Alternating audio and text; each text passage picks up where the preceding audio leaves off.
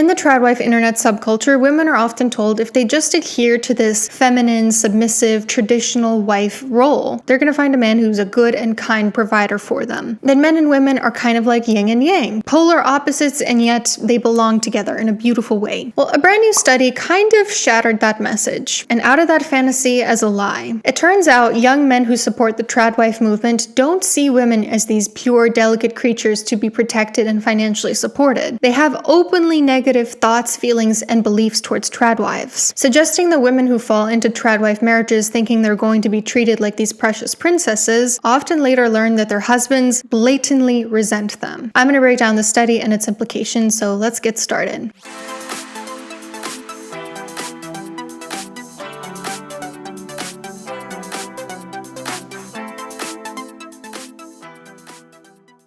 In the social sciences, sexism is typically broken down into two categories: benevolent sexism and hostile sexism. Hostile sexism is when somebody openly holds negative thoughts, feelings, and beliefs about women, such as that women are manipulative or lazy or inferior to men in whatever way. Benevolent sexism, on the other hand, is much easier to romanticize. It's when someone infantilizes women as these pure creatures in need of protecting and providing towards. And it has three components. The first one is protective paternalism, where men should protect and financially support women. Complementary gender differentiation, which says that men and women are intrinsically different and should have different roles. And heterosexual intimacy, which says that men and women are two halves of a whole and incomplete without each other. So the researchers of the study wanted to understand how men perceive the Tradwife movement, and they hypothesized that men who endorsed the movement would be higher in benevolent sexism rather than hostile sexism. The participants were 595 men, aged 18 to 29 in the US. They were racially mixed. And as it turns out, these researchers gave the benefit of the doubt where they shouldn't have. So what did they actually do with these participants? They provided a definition of a Tradwife to make sure everyone was on the same page. They asked 12 questions to measure how positively these men viewed the Tradwife movement and Tradwives in particular. They measured their levels of hostile and benevolent sexism, and they asked one open-ended question: why did they think the Tradwife lifestyle was appealing to some couples? And then the researchers analyzed their responses for the themes. The findings were surprising to the researchers in almost every single way. 31% of the men were already familiar with the Tradwife movement, mainly via social media. It was more common for men to be familiar with it if they were white, which suggests maybe this 1950s wealthy suburban nuclear family aesthetic might appeal more to white men because women of color have largely worked throughout history. Actually, most white women have as well. It's just that the very, very wealthiest in the US tended to be usually white women who could afford to be a stay-at-home mom. Christians and Republicans were less familiar with the movement. This one obviously was super surprising and suggests that maybe the algorithm might be targeting progressives and moderates with almost this anti-capitalist rhetoric of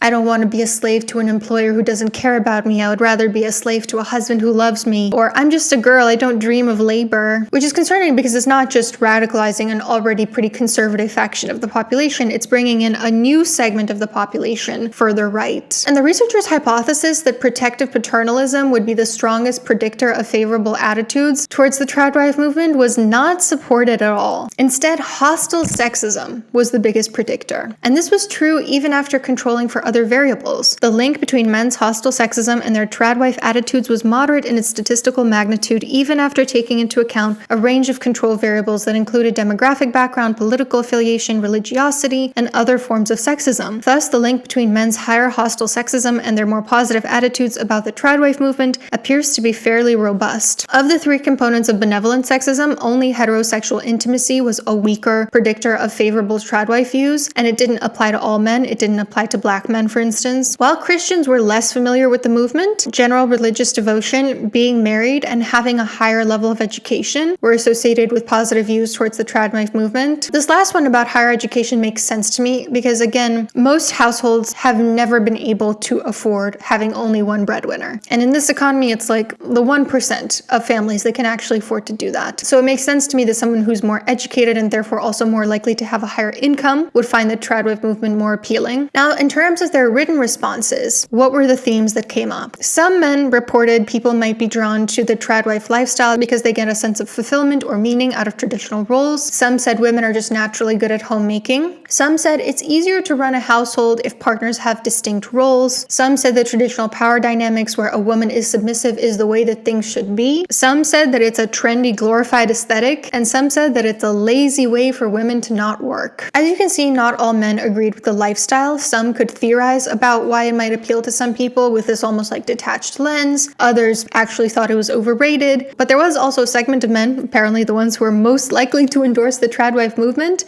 who really viewed women through a lens of contempt. I'm going to talk about the real-life implications right after a word from today's sponsor, June's Journey. Have you ever wished that you could just be transported to a different time in history? Not a Tradwife fantasy from the 1950s. Let's go a little further back. Do you wish you could be surrounded by these beautiful vintage artifacts and uncovering a mystery? That is exactly the premise of June's Journey, a beautifully crafted hidden object mystery game set in the 1920s. The game follows June Parker, a sharp amateur detective looking to uncover her sister's murder, as well as long-buried family secrets. Each chapter transports you to a historical world filled with new clues and new plot twists, and June's Journey contains a large amount of gameplay variety, like puzzles to advance the plot, the ability to decorate your own mansion and island, and even seasonal content, which, as you know, I'm always a fan of. What I love about June's Journey is how it transports me to this very aesthetically pleasing historical location. I get to express myself creatively, like by decorating a decadent mansion, and it keeps me on my toes noticing certain clues, piecing together a mystery. You can discover June's Journey for free. Click the link in the description box or scan the QR code on screen. Play on Android, iOS, or PC. Thank you so much to June's Journey. So what are the real-life implications of the study? Okay, firstly, I have to say that I have nothing against traditional marriages that are based on mutual respect and equal power. Everything I'm about to say is referring to that statistical trend that the study found that hostile sexism tends to predict endorsement of Tradwife attitudes. It's directed at that group of men who support the Tradwife movement because they don't respect women, because they think it's like a lesser role and that's where they want women to be. Okay, so the implications. The Tradwife movement often lures women in with this promise of benevolent sexism, but what it often actually delivers is hostile sexism. It's about wanting a power imbalance between men and women. A lot of the men who are drawn to this Tradwife movement, who insist that their wives be Tradwives even if they don't necessarily want that for themselves, they don't actually want you to be a homemaker because they respect your feminine gifts and they want to pamper you. They don't respect you. They think you deserve to be subjugated. What is the easiest way to subjugate a person? Make them dependent on you. Make sure that they don't have the financial means to walk away if necessary. A lot of the men who find the Tradwife lifestyle appealing both yearn for women's intimacy, they believe in this like heterosexual unity concept, and they also resent women for it. Similarly to how they rely on women's unpaid labor in order for things to work well, but then they voice these very derisive beliefs about it, like the women are just lazy, they don't have the guts to go get a real job, they're not actually helping them build up whatever they're bringing in money for. Which is why you hear a lot of these like manosphere content creators who simultaneously demand a woman be a stay-at-home mom and also resent a woman who doesn't contribute financially. They want to have their cake and eat it too. It's not like there's something women could do that would suddenly make these men happy with them. There's simply no winning. Even if you try to be perfect, even if you are a complete stay-at-home mom and then you try to have a side hustle on the side and you don't insist that your husband help out with anything at home, it's never going to be enough for the types of men that want you to be a Tradwife because they fundamentally don't respect you. Whatever you choose, they're going to find a way to disparage you for it. Interestingly, the study shows that a lot of actually traditional people, Republicans, Christians, haven't even heard of the movement before. That there's a difference between like actually traditional people who have had those values sort of passed down through the generations by their parents,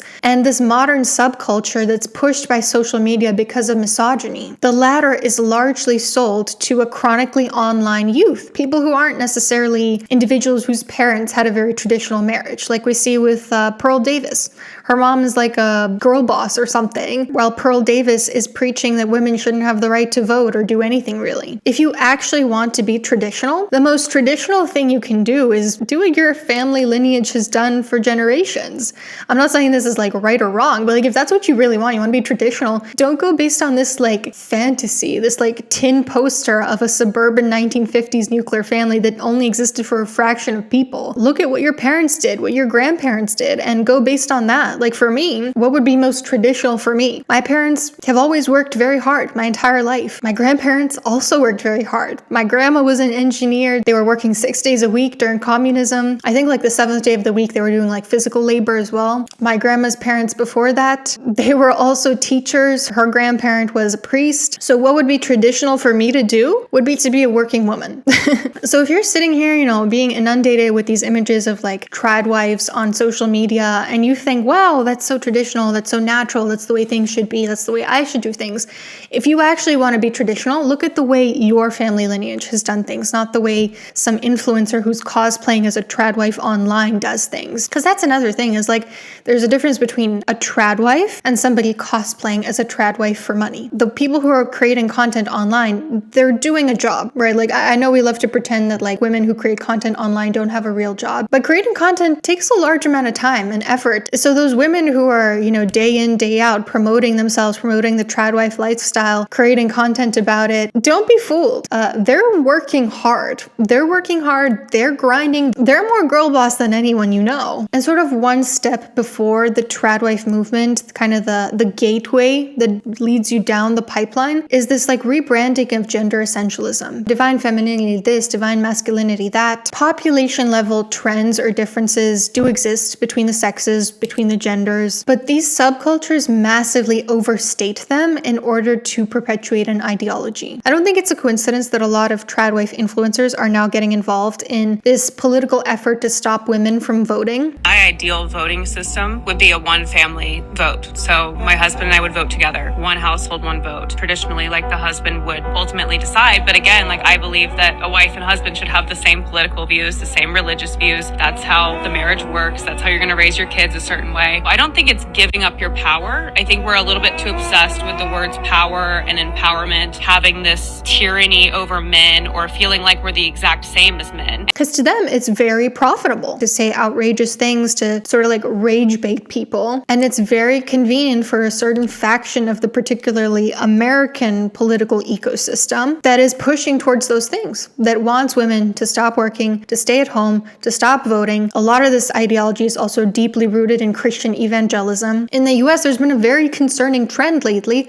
of wanting to get back to the good old days when women had no rights. Honestly, like I'm not an economist, so I don't really understand why. Like, why is this profitable for like the politicians pushing it? I don't really get that. Maybe it's just hate, who knows? But it's convenient for the politicians that want that, and it's profitable for the Tradwife influencers that are playing right into their hands. So if anything, I feel like this is a reminder, like, get offline. If you're seeing more and more of these things pop up on your feed, take a breather, look outside, look at the people around you, think about your family, think about the ancestors that came before them, because this subculture is not rooted in anything historical. It's a fantasy. And I think it's very easy to tell yourself, no, like this is genuinely what's authentic to me, this is what I really want. But if you're constantly being inundated with that sort of content, like this is the right way to do things, this is your role as a woman, it's impossible to not internalize it a little bit. I don't know. Let me know what you guys thought about the study and the Tradwife movement in general. I'd love to hear your thoughts. And don't forget to check out June's journey. Take care. Tell